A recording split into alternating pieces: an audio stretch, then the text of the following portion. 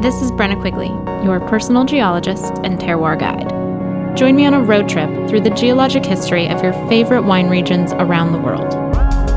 This is Roadside Terroir.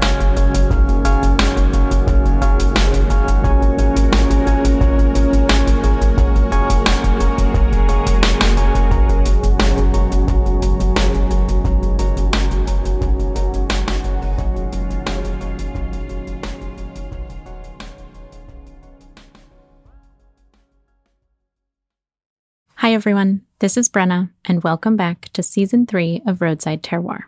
If you've been following along on our mailing list, you know that this season of Roadside Terroir is going to be a little bit different than our past seasons, and that we're going to be experimenting with a few different episode formats. So while we put the finishing touches on our next full-length farming episode, we're going to bring you along for a behind-the-scenes immersive peek into one of the most celebrated Burgundy events of the year, the verticals tasting at La Paulée. In this episode, we'll set the scene, the energy of the room, the lineup of legendary producers, and the excitement of experiencing rare, older vintages of great wines. It's a unique chance to think about terroir over time, how climate, vintage, farming, and winemaking choices leave their trace in the glass.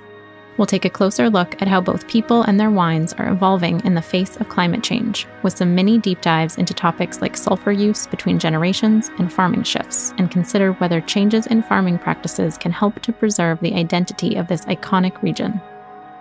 One note to keep in mind, while La Paulée is not a direct sponsor of this episode, they did provide us with generous access to this event. They were also a sponsor and partner of our Burgundy season, and we're overall big admirers of what they do. So, we might be a little biased, and we're okay with that. Also, a reminder to help support the farm workers who make up the heart and backbone of our industry. If you're interested in learning more or donating to support this important cause, we suggest checking out the California Farm Workers Foundation at californiafarmworkers.org and Napa Valley Together at napavalleytogether.org. This month, Roadside Terroir will donate 10% of all Roadside Insider and Insider Plus memberships to these foundations. You can learn more about this cause at the link in the show notes. And finally, check out our website, roadsideterroir.com, for more information about the podcast, guests, and how to support us. Please don't drink and drive, and remember to keep your eyes on the road. This episode contains explicit language.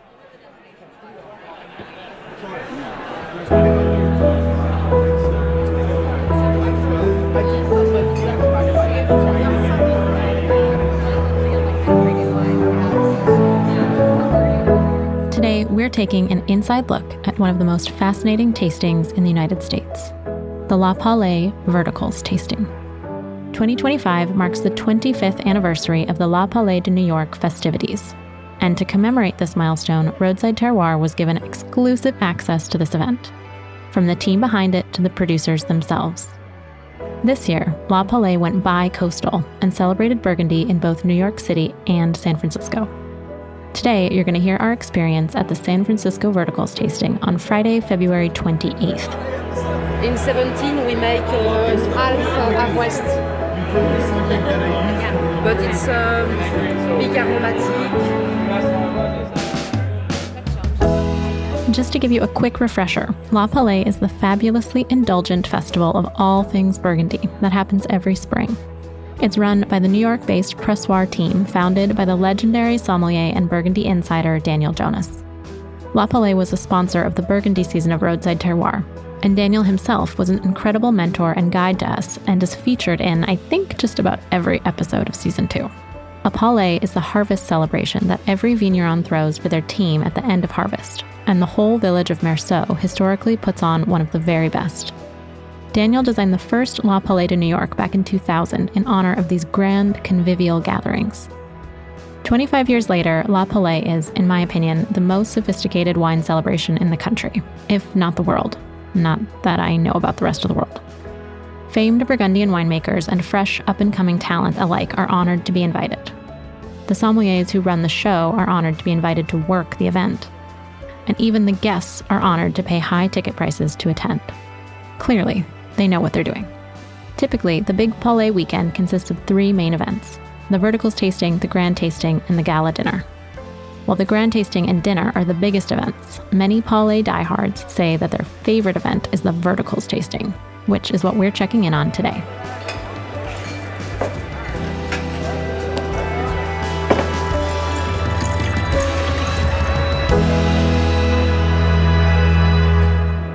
Here's Daniel Jhonnes himself. It's a very big year for me.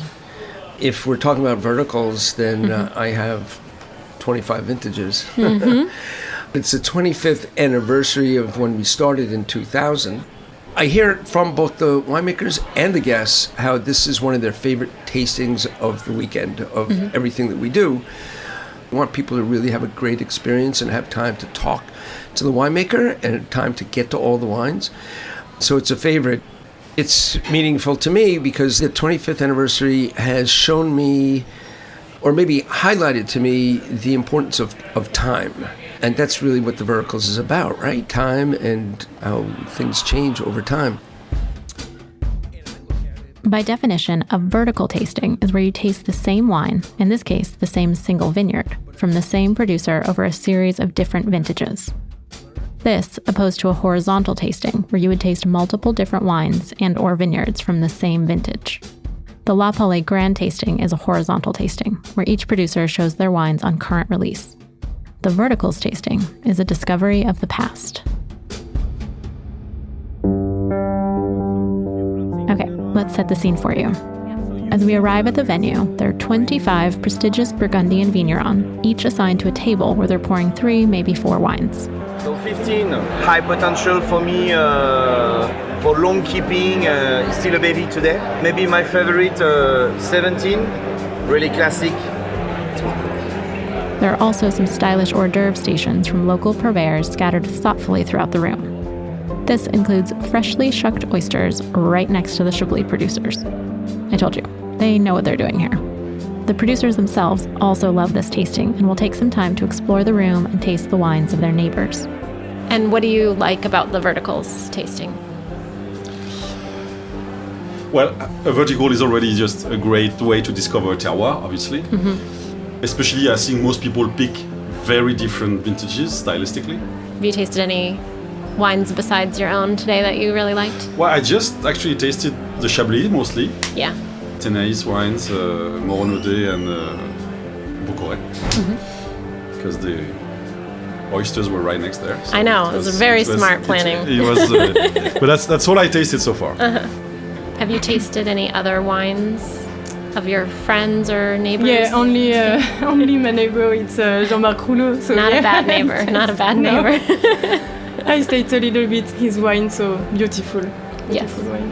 Yeah. And that's it. No, I don't move and taste other winemaker, but I want to go. Yes, well, I'll let you go do that then. Thank you. Merci beaucoup. Merci.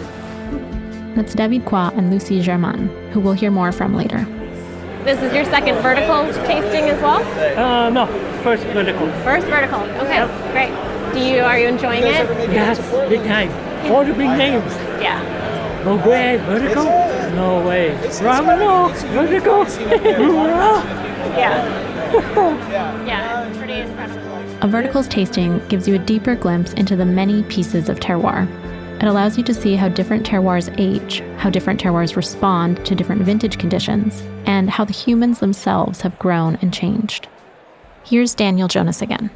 For me, now 25 years later, I am evaluating how we're doing and what we're doing and how we can change and how we can stay the same at the same time. And also, I'm witnessing the next generation of winemakers. And that's a really, really interesting process to observe. And it also puts into perspective the notion of a winemaker as the guardian of a piece of land. Because we glamorize and we glorify certain names, almost like brands, like Rouleau, Roumier, Romanée-Conti, and so on, where I watch, how their next generation is coming into the domain, and that it's about this sense of continuity and, where they were, where they are, where they're going. And the pressure is on the next generation to maintain that quality. So that's a lot of pressure. One thing that makes this tasting so special is that you get an opportunity to really speak to the growers and to hear and taste the story the wines are trying to tell. This generational shift is clearly an important theme of the moment today. In some cases, the new generation is dutifully honoring centuries of tradition. So it's Lucie Germain from Domaine Henri Germain et Fils in Meursault. And I work with my parents in Meursault. Lucie joined her family's estate in 2021, alongside her father Jean-Francois and mother Sophie, shortly after completing her degree. She works closely with her father while she continues to learn the ropes, embracing the same humble, vineyard-first philosophy that defines the family's winemaking approach. Lucie is showing 3 wines from the esteemed Meursault Premier Cru Les Charmes. The vintages are 2016, 2010, and 1999. Okay, I select Meursault Charme because it's the most bigger appellation we have. We have an half of hectare in Meursault Charme. This is an appellation the people know a lot, maybe. And this is a classic appellation in Meursault with limestone and clay too. So for the parcel we have two parcels in Meursault Charles. One, it's the age, it's 70 years old, and the second one is 35 years old. So we blend the both vineyard and that's it. Yeah. Are those similar vintages? Are they very different? Very different because the first one is 16. 16, it's a very difficult vintage in Burgundy because we frost during the spring season. So we lose a lot, especially in the first cru. Maybe 60%, 70%, so it's a lot. Yeah. So it's a cold vintage. After we have 2010. 2010, it's a classic vintage in Burgundy. Not big quantity, not too high. For 99, it's a warm vintage with most quantity. So we keep freshness because when we have high quantity, we have more acidity. Are there any changes that you're making or that you're hoping to see? Not a lot, because my dad is very open for taste many things, so no, we don't change a lot. We do change with the climate change, of course, so we change date of pruning, we change something like that, but no, for the élevage, it's the same than maybe my grandfather. Yeah. We have traditional élevage and work in the vineyard, so yes. What is your favorite wine of these 3? Oh, too difficult. I can't choose. No, it's 3 different wines, so I can choose. Depend what you eat, depend the season when you open it, the bottle, so I can choose. Perfect. I really liked the 99 Meursault Charme from Germain, because there's always that conversation and that worry about Primox or a wine. 1999 is no longer Primox if it's oxidized. It's just an old wine, an odd wine. But it had a clean, freshness to it. Yeah, totally. So I really like that, because I don't think that people get to enjoy mature white Burgundy anymore, which they should, because that's the glory of white Burgundy is when it's aged. So that was a real pleasure. In other examples, the new generation is radically progressing our understanding of winemaking and viticulture. Just a couple tables down, Pierre-Henri Rougeot is showing the very same vineyard, Meursault Charme, but his story is quite different. I am Pierre-Henri Rougeot from Domaine Rougeot in Meursault, and we were showing Meursault Charme on 4 different vintages, 19, 18, 17, and 98. Pierre-Henri has become well known throughout the Côte d'Or for his courageous experimentation with low to zero sulfur wines. A bold thing to do when you're working with historic and expensive Premier Cru vineyards. And I choose that because it shows, let's say, the former era of Domaine Rougeot and the new era winemaking after the vintage 17. After 17? Yeah, okay. After 17. He returned to the family domain in 2010, but he wasn't fully responsible for the management of the domain until 2019. So it was maybe more precise after 419. So the 17 has been bottled by my father. Okay. And at this era, we were bottling with a contractor. And Now we do it by ourselves to control the process and doing it slowly and with our protocol, let's say. And yeah, they were using tons of sulfur before 17, and since 18 it's twice less. Okay, so just in 1 year. Yeah. What made you want to start experimenting in that direction? I'm allergic to sulfur. Oh. Yeah. So I really cannot be in the same room as sulfur when you use it, during vinification. You use a lot, and it Like goes how much? in the air. Like how much? What does it look like? Before 2010, we were putting 1.5 liter per tons of grapes at the press. So we were pouring it on the juice right after the pressing to protect the juice. But of course, now we know that doing this is going against the protection of the wine. So it makes them much more fragile because you don't oxidize what need to be oxidized in juice. So now we stopped using any sulfur. It was the first step. Stop using sulfur at the press to oxidize all the elements that need to be and make the juice much more stronger. And then, you challenge yourself year after year to see what can happen without this bad liquid that I really hate. So it changes so much the wine when you had a drop of sulfur. Even during aging, when you put like 8 centiliter per barrel, so it means like a very small glass of wine per barrel, it dramatically changed the taste. How? So it tightened up the aromatic spectrum. The wine is stressed, it's getting more compact. So some people really like that. I don't. I like the wine with a kind of generosity, a lot of flavors, and a very large aromatic spectrum. And I want them to be really open, even when they are young, because you can have a lot of pleasure with a fruity wine. Of course, you can be rewarded to keep them 8, 10, 15 years to obtain something else. But yeah, wine should be good at every step of his life, I trust. I remember I had bad memories with Primox for the whites due to the too much protection. It was also something that pushed me a lot to look after the best process to avoid this kind of problem. And it's quite paradoxical to pull off the sulfur in the idea of protecting the wine of Primox.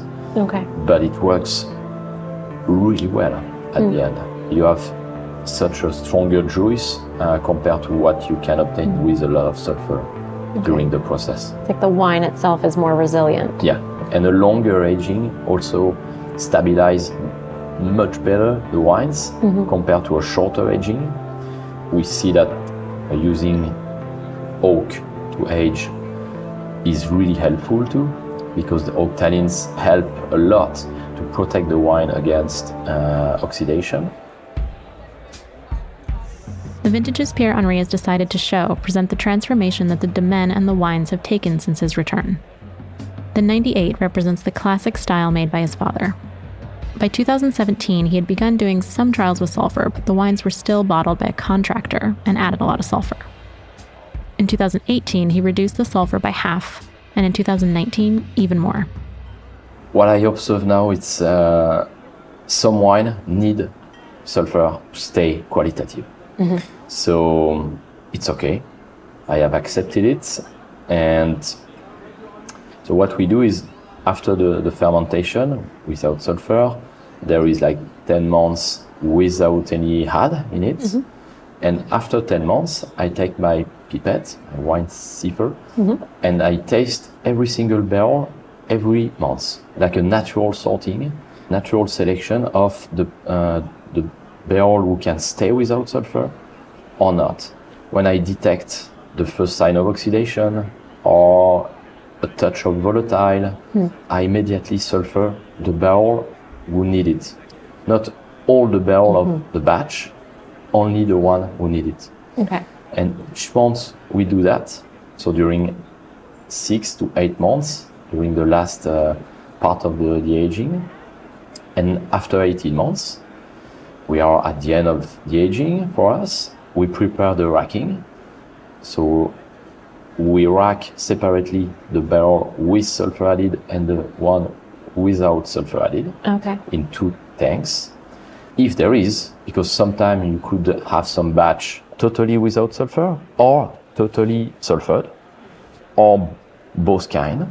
So when we could do a wine without sulfur added, we go this way. When we cannot, it's sulfured.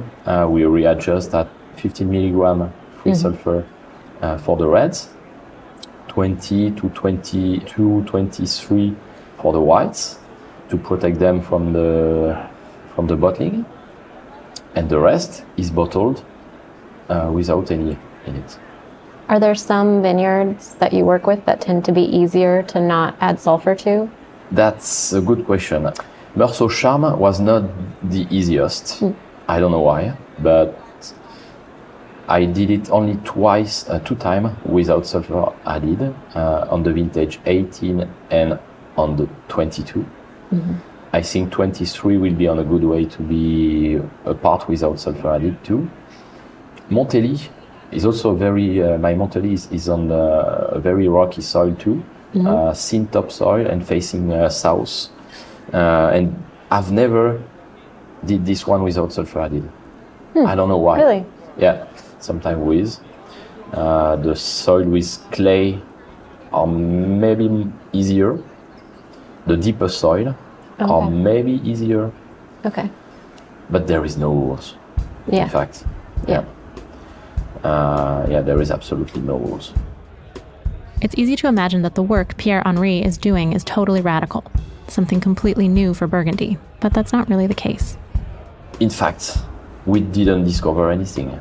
It was the recipes of our grandfather, great-grandfather. They were doing it before, but the new, let's say, the era of the 90s and more batonnage, more new oak, but with a shorter aging, and a lot of sulfur to protect it, and because they were doing quite a lot of wine, higher yields, and conventional practices at the vineyard. All of these things doesn't really favorize to have a strong wines. Yeah. There are so many things that change over time. Things that can be tasted or felt in these wines, either literally or metaphorically. Trends come and go. New innovations take hold. Families grow, elders pass on. And in the past few decades, the climate has begun to shift in ways that no living human can predict, or at times relate to. But how does the terroir's expression change over time, if it changes at all? I've always been curious if there are certain terroirs that are better suited towards certain vintages. And if so, can that give us any clues about what to expect from certain wines in our uncertain future? Some people wonder, or worry, if Burgundy can withstand the climatic pressures that are building. Regardless of how they do it, farming is at the forefront of everyone's mind here. Can thoughtful farming preserve the taste of Burgundy? Can it make it even better?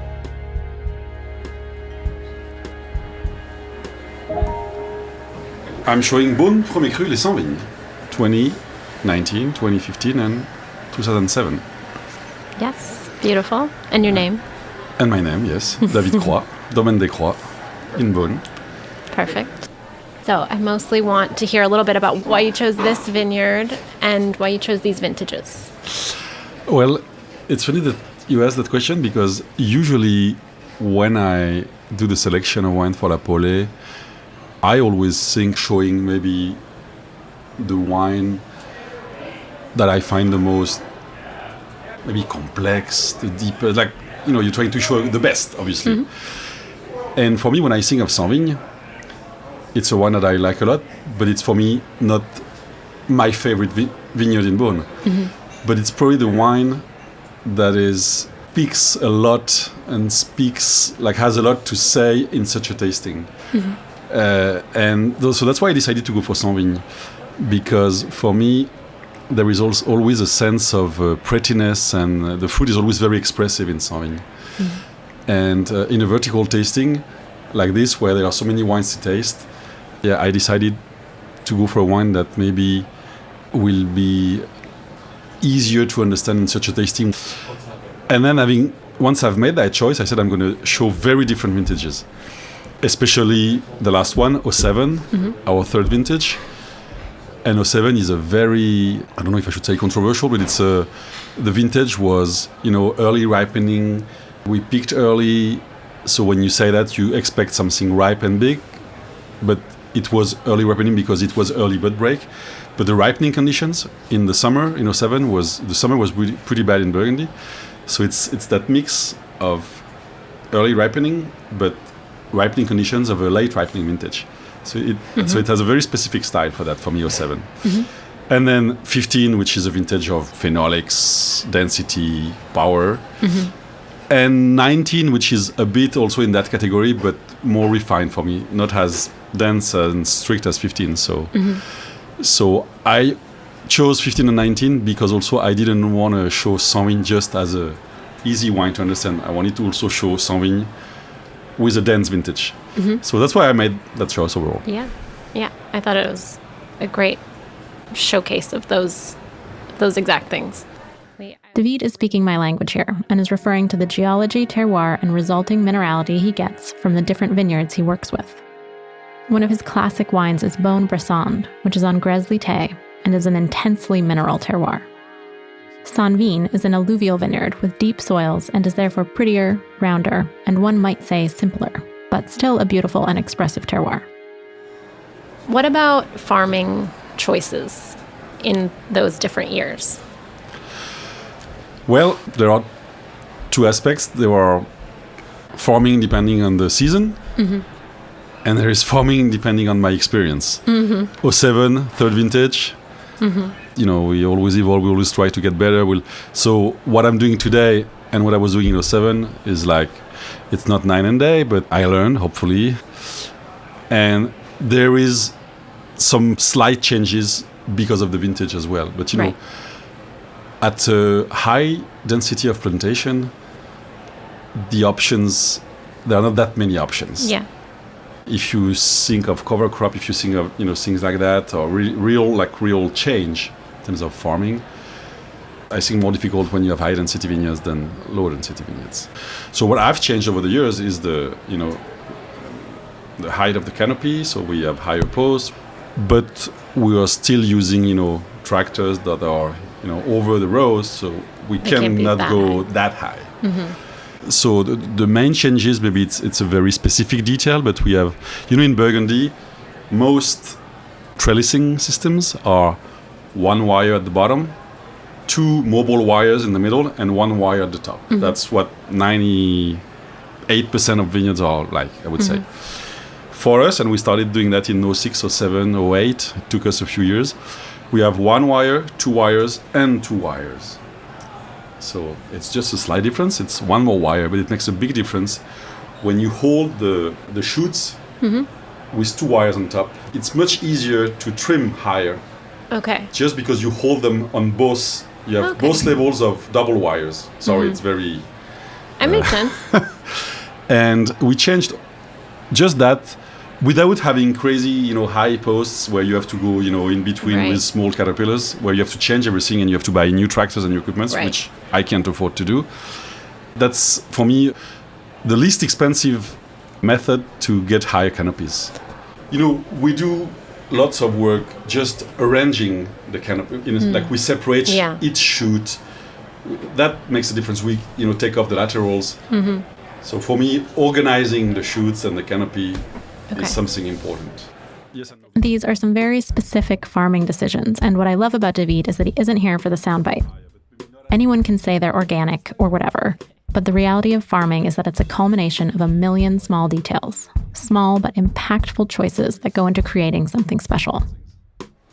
Okay, and is raising the canopy, is that a response to changing climate? When I studied vine physiology at the Dijon University, I remember lots of things and lots of theoretical. Like if you think no trimming, there are all these, theoretical aspects where you're supposed to have no laterals, smaller clusters, blah, blah, blah, blah, blah, and the list is long. For me, what I've witnessed after 10 years of trying non-trimming, one vintage, I was even at a sorting table with a small scale, and I don't know how many clusters I did weigh. The average weight was 1 gram difference, average was the same. Yeah. So all those theories, but in the end, I'm just following what I taste. Because all the theoretical aspects, I can't really see that many differences. And and when I taste non-trimmed vineyards, it's just the style of wine that I like better. But the numbers are exactly the same. Same sugar levels, same everything. Okay.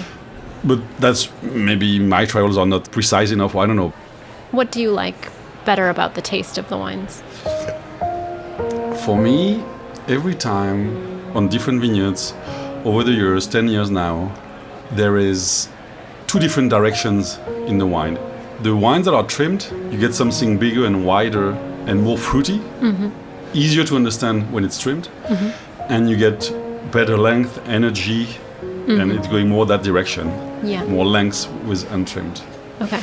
Having that said, when I show the wines, sometimes blind to the customers, most people like the trimmed version. And I try to also remember what the final consumer will think of that, in the end. I'm just tasting what I produce in the end, and I see what I like the best. So this is similar but not the same thing as just raising the canopy. No, because when I say raising the canopy, at some point you trim. For us, there were 2 steps in the way since we started in 2005. The first thing we did in 2006 or 2007 or 2008, as I said, is we changed all the posts, higher posts, but not crazy high, so we can still go over them with the tractor. And 2 wires at the top that really allows us to trim higher because it keeps the shoots tighter. That's one step. And that's since 2007, 2008. And that's in all vineyards? In all vineyards now. And that's been now set in stone now. And we trim at 1.5 meters, which is fairly high. And so for and then there was the non-trimming, which was the next step. Okay, but so for Sanvin, would have had a lower canopy in 2007? Yes. And it's raised for the other 2 wines? Yes. Okay. Point to your question, I would say in 15 and especially 19, I would say it's like three slight evolutions. Okay. The wines David has chosen for this tasting show the differences in expression of one terroir in very different vintages, while also documenting the gradual evolution of David's farming, built upon his growing knowledge and understanding of this place and his relationship to it. The conditions of the vintage are, of course, another major factor in a vertical tasting, with some vintages being thought to be far superior to others. I spoke with Daniel about this as well.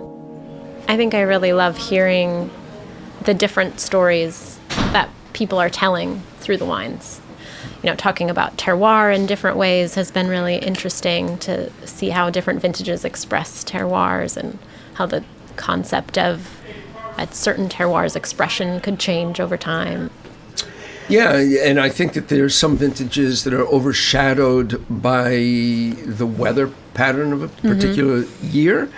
But then with time, that recedes and the terroir comes forward. And that's been really great to watch when you talk about certain really hot vintages like 18 or 03, the first really hot vintage, that everybody kind of stayed away from it. And then when you come back and visit it and say, wow, I'm really finding the minerality in this wine, it's sort of like that, the heat recedes. And I think that's the glory, that's the magic of Burgundy. Yeah. And that terroir is a very, very strong personality. Yeah. I tasted a lot of 15s today and was really impressed by how different people's approaches were in 15. That was really cool. That's great you mentioned that because I tasted a few also, and that's a vintage that I kind of stayed away from because I don't like hot vintages. And when I tasted a few today, there's like, wow, that's really delicious. And And to think that it's 10 years, going to be 10 years, is a little surprising because it still seems very young, right? Yeah. But yeah, 15 is good. Yeah. I think the wines that stood out to me today was Le Grappin's 2015. Oh, yeah. I really loved it. David Croix is the champion of the Beaune appellation and one of the smartest people I know when it comes to farming. When you farm yourself, you have a different level of control over some vintage effects than if you were to purchase your grapes. But in Beaune and throughout Burgundy, there are great producers who don't get to farm their own vineyards. These producers who purchase their grapes are called négociants, and they're met with a whole different set of circumstances when it comes to their response to a vintage and their role in farming throughout the region. Yeah, so I'm Andrew Nielsen, and we're Le Grappin with my wife Emma. Today we're showing our Beaune Boucherots 2014, 2015, and 2017. Le Grappin is an example of a micro-négociant operating at the very highest standards, which gives us an interesting opportunity to talk about things like terroir and farming, but from a very different viewpoint. Today we're showing a vertical of our Boucherot, which is our Premier Cru Beaune. And we were always excited about Boucherots. Actually, it was a vineyard I found when I was cycling. And I was like, wow, this is a really unique spot. It's right next to Pommard. It's on the slope. Looks like there's like limestone, but the soil color is a bit different. So I got out the map when I got home and started talking to people and came across this guy who was interested in, taking the vineyard to a spot where it could really develop. And so we've been working with the same parcel since 2012.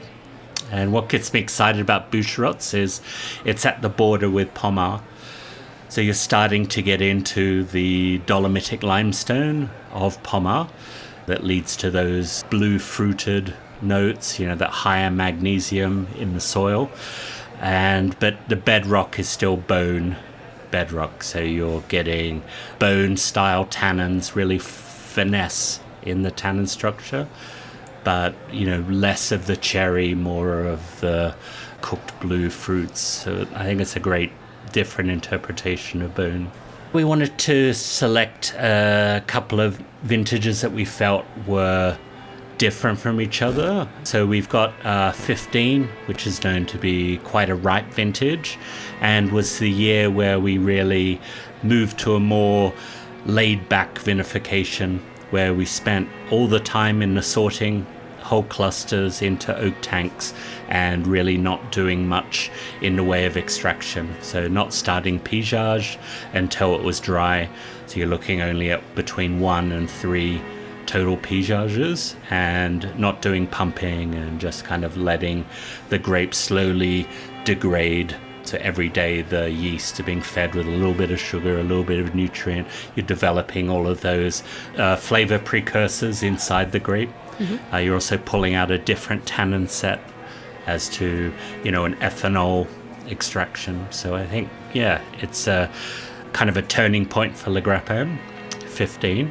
17 we selected because I think it's a great example of a vintage where you've got considered not a great vintage, but because of that, I think those are the most exciting Burgundy vintages, where you're riding this line between ripe, unripe. And that's when I think back to all of the wines that, have inspired me.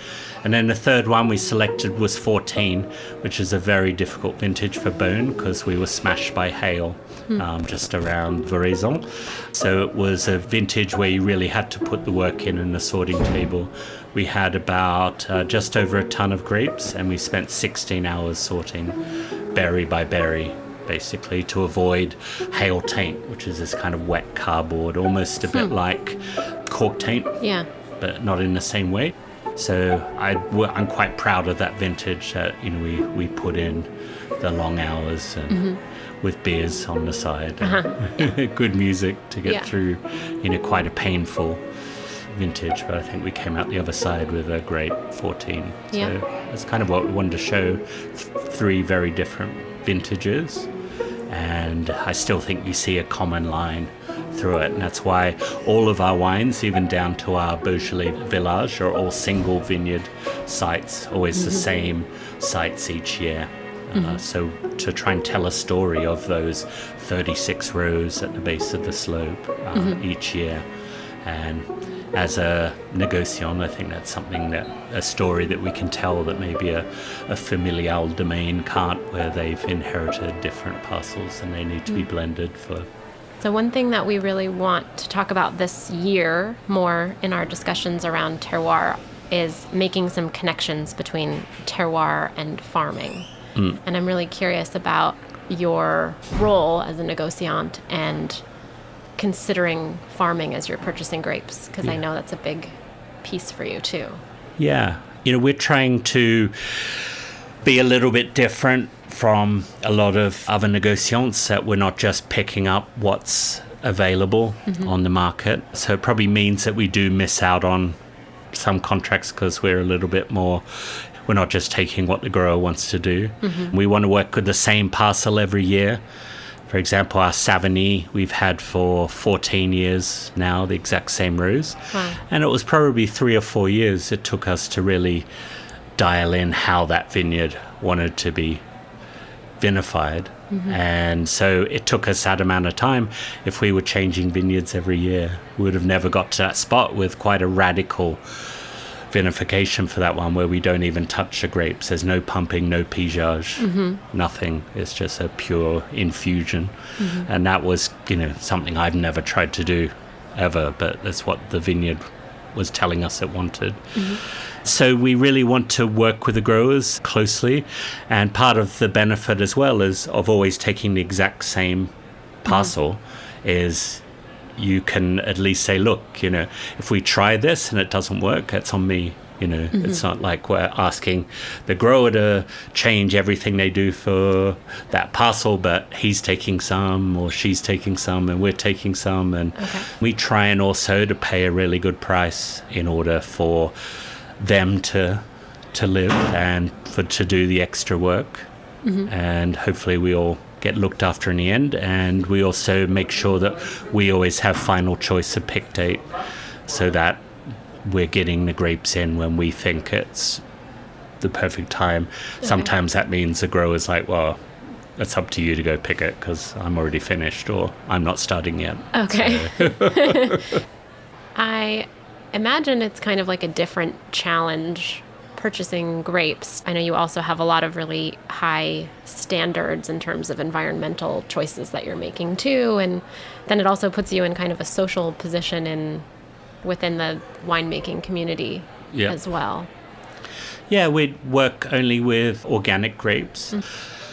Not all of them are certified, and actually I kind of like that as well, that sometimes, for example, our Beaujolais Village, they were a conventional domain, and I said, hey, let's take a hectare and let's go organic with it. And being able to pay them an above market price meant they could invest in a tractor, they could do soil work, and now across the whole domain, their whites, they're doing organic, they're doing soil work on almost all of their parcels, so they've stopped using Roundup. And so it feels like we're a bit of a change agent as well. So it's not just about, hey, let's have organics. And I think part of the problem as well, if someone's already organic and you're coming in and just buying organic fruit, we're not growing the sphere of organics. It's like we're not going to change world agriculture by just singing with the choir. We got to go out there like Jehovah's Witnesses and pull people in. Yeah. And if they find, we found with the Beaujolais Village that they were like, hey, yeah, the fruit's better. You can taste the acidity. And, that happened with our Santa Moore we had for a few years. That's actually a bit of a total bummer because we paid him to do organics and he did it for like 3-4 years and the fruit got amazing. And the neighbors were tasting it and going, wow, this is a big step up. And one of the neighbors went organic because of it. And then he turned to us in 21 and he went, oh, actually, this organic thing's too hard. I can sell it all on Valentine's Day, and I'll get more yield if I go back to spraying Roundup and all of this. So. Oh, no. But did you go to the neighbor then? They don't sell grapes. Oh. Damn it! Which we wish. But in a way, we also did create some change, even though it didn't end up working in our favor. There's someone else who's doing organic. And I think you really see that when you're driving past Chantrey, in the Macon, and you see where Valette is, and almost all the neighbors are doing that high training, no-till soil. And then you go about 5 kilometers up the road and it's back to Roundup. And but obviously there's been a change agent there, and you can see how it's grown out from that. And we're trying to be that person.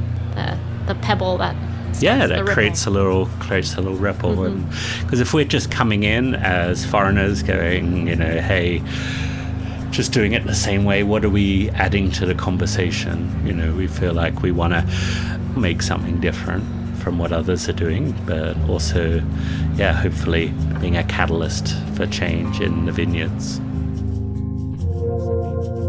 This is just a small sample of the conversations happening throughout the room. Each grower here had their own stories to tell, stories about a place that means something to them, told through wine. My favorite day of the Paulée is the verticals. I love the Paulée. If you love France, you love wine and food, there's no better experience than like a Paulée, because it's convivial, it's intimate, it's wonderful. And here you get to see a producer, and you see what the wine does. It's what wine making does, and what weather does. You see the evolution of and you learn like, oh, this is a hot year and a warm year, whatever. So it's always an education on weather forecast first, and then geology, and then what they do with it, right? Yeah. So it's a nice experience. Have you had any favorite wines or flights today? I think, notable is Raveneau here this year, and that's his first time at Paulée, or Raveneau's first time. I think Chateau Baru, the Chablis, delicious. I think wines.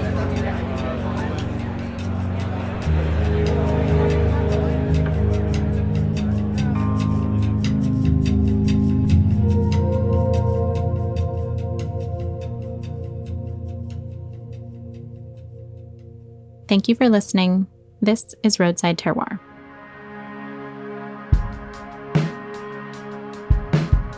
Since 2 Fridays from now is the last big holiday weekend of the summer, we'll be back in 3 short weeks on September 5th with an in-depth breakdown of the philosophy of farming. In the meantime, we'd love to hear from you with any thoughts, questions, ideas, you name it.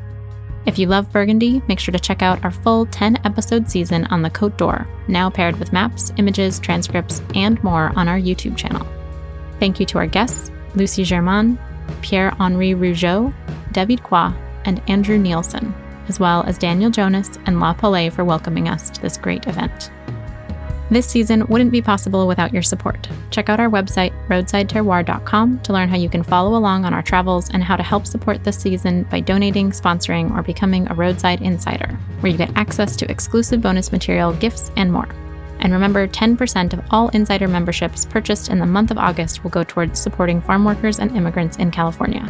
If you want to support them directly, check out the California Farm Workers Foundation at californiafarmworkers.org and Napa Valley Together at napavalleytogether.org.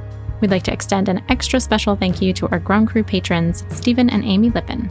Thank you, thank you, thank you.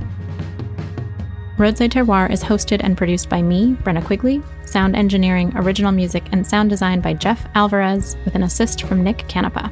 Thank you to Claire Shaheen, Paul Knittel, Isa Aslami, and everyone else who helped make this episode a reality.